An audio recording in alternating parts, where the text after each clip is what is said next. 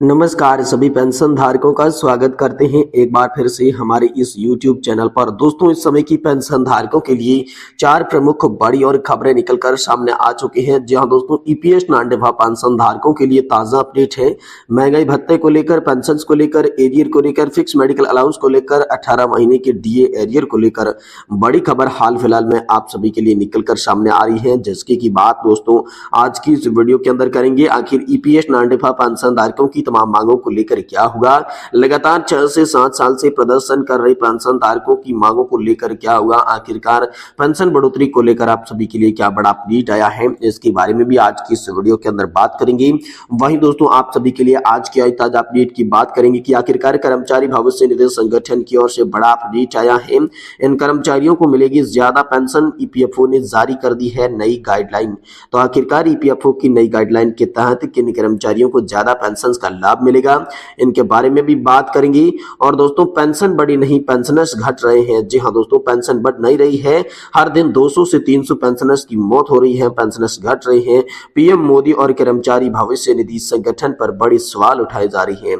इसको लेकर बड़ा अपडेट हाल फिलहाल में आ रहा है, जिसकी भी बात आज की इस वीडियो के अंदर करेंगे।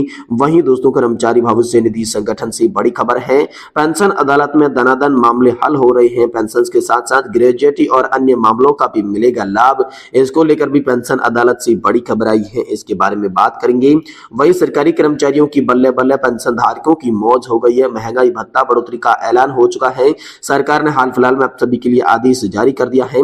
कर्मचारी पेंशनर्स को गिफ्ट दे दिया गया है। डीए में 4% की वृद्धि हो जाएगी। एरियर का भी आप सभी के लिए भुगतान हो जाएगा और 3 किस्तों में राशि आएगी आपके खाते में। तो आखिरकार आपके खाते में राशि कैसे आएगी, कैसे आपको एरियर मिलेगा, कैसे महंगाई भत्ता और महंगाई राहत बढ़ाई गई है, इन तमाम बड़ी खबरों की बात आज की इस वीडियो के अंदर करने वाले हैं। इसलिए आप सभी पेंशन धारकों से निवेदन है, चाहे आप ईपीएस नॉन डिफा पेंशन धारक है, चाहे सरकारी कर्मचारी, राज्य कर्मचारी पेंशन धारक है, आप सभी से निवेदन है कि दोस्तों आज की इस वीडियो को आप लास्ट तक जरूर देखिएगा। तो सबसे पहले बात करते हैं ईपीएस नॉन डिफा पेंशन धारकों की। तो दोस्तों, ईपीएस नॉन डिफा पेंशन धारक लगातार पिछले 6 से 7 सालों से लगातार ईपीएस नॉन डिफा पेंशन बढ़ोतरी 7500 प्लस मेडिकल सुविधा की मांग कर रहे हैं। साथ ही साथ उच्च पेंशन के साथ दोस्तों सुप्रीम कोर्ट का जो आदेश आया था, उस आदेश को सुचारू रूप से लागू करने की मांग कर रही है। इनके बीच दोस्तों आप सभी के लिए बड़ी खबर आई है। नेशनल एजुकेशन कमेटी यानी कि राष्ट्रीय संघर्ष समिति, जो कि 7 से 8 सालों से आपकी यहाँ पर जो है ईपीएस पेंशन बढ़ोतरी की मांगों को लेकर संघर्ष कर रही है, जिनके मुख्य कमांडर अशोक रावत का बड़ा बयान हाल फिलहाल में आप सभी के लिए सामने आया है, जिसमें दोस्तों ईपीएस पेंशनर्स की एक सभा को संबोधित करते हुए कमांडर अशोक रावत ने ईपीएस पेंशन बढ़ोतरी पर बड़ा अपडेट दिया है, जिसमें ये कहा गया है कि 2024 लोकसभा चुनाव की आचार संहिता लगने से पहले सभी पेंशन धारकों की मांगे हमें मंजूर करवा के रहनी है।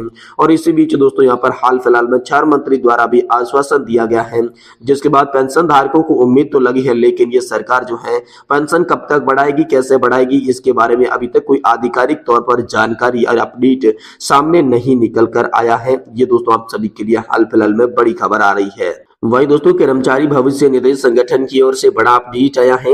ईपीएफओ ने यहाँ पर जो है बड़ा अपडेट जारी किया है। इन कर्मचारियों को मिलेगा ज्यादा पेंशन।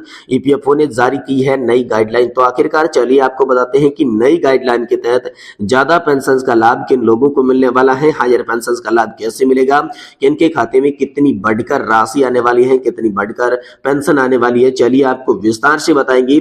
लेकिन आप वीडियो को पूरा देखेंगे तभी आज की आई पेंशन पर बड़ी खबरों को आप सही सटीक और तथ्यों पर आधारित जान पाएंगे।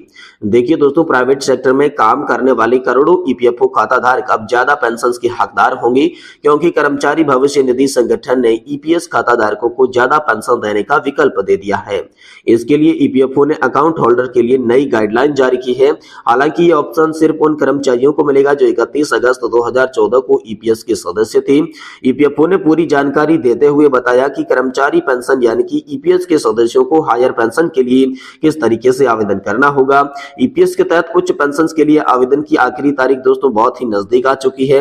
हालांकि ये ऑप्शन सिर्फ उन लोगों को मिलेगा जो 31 अगस्त 2014 को ईपीएफ के सदस्य थे और उन्होंने ईपीएस के तहत हायर पेंशन का ऑप्शन नहीं चुना था। और दोस्तों, गाइडलाइन के मुताबिक ईपीएफओ ने ईपीएस सदस्यों को पेंशन योग्य वेतन की सीमा 15,000 रुपए प्रति माह से अधिक करने की अनुमति दे दी है। ईपीएफओ की नई प्रक्रिया से सब्सक्राइबर और नियोक्ता संयुक्त रूप से ईपीएफओ के तहत उच्च पेंशन के लिए आवेदन कर सकेंगे और अपनी जो भी राशि है, अपनी जो भी सैलरी है, उसका एक्चुअल में जो 8.33% हिस्सा है वो यहाँ पर अंशदान कर सकेंगे। साथ ही दोस्तों क्या ईपीएफओ से हायर पेंशन के लिए आप एलिजिबल हैं, इसके बारे में बात करें तो दोस्तों ईपीएफओ ने उन कर्मचारियों को अधिक पेंशन पाने का अनुरोध स्वीकार कर लिया है जिन्होंने ईपीएफ योजना के तहत अनिवार्य रूप से पेंशन स्कीम की अधिक वेतन पर योगदान दिया है और अपनी रिटायरमेंट से पहले बढ़ी हुई पेंशन के कवरेज का ऑप्शन चुना है। ईपीएफओ ने कहा है कि जिन कर्मचारियों ने 5,000 रुपए या फिर 6,500 रुपए की तत्कालीन वेतन सीमा से अधिक वेतन का योगदान दिया है और जिन कर्मचारियों ने ईपीएस सदस्य होने के दौरान संशोधित योजना के साथ ईपीएस के तहत ऑप्शन चुना है, वे हायर पेंशन योजना कवरेज के लिए पात्र माने जाएंगे। वहीं दोस्तों अगली बड़ी खबर की बात करें, पेंशन बढ़ी नहीं, पेंशनर्स घट रहे हैं। जी हां दोस्तों, पेंशन बढ़ नहीं रही है। हर दिन 200 से 300 पेंशनर्स जो हैं मौत के घाट उतर रही हैं। पीएम मोदी और ईपीएफओ पर हाल फिलहाल में सवाल उठाई जा रही हैं। जी हां दोस्तों, ईपीएस 95 न्यूनतम पेंशन को लेकर एक और नई बात सामने आ रही है, जिसमें दोस्तों विशाल रामचंद्र गोखवाले ने मन की बात साझा की, सोशल मीडिया पर पोस्ट किया। ईपीएस 95 पेंशनर संघर्ष समिति जिंदाबाद, कमांडर राउत साहब जिंदाबाद के नारे भी लगाई।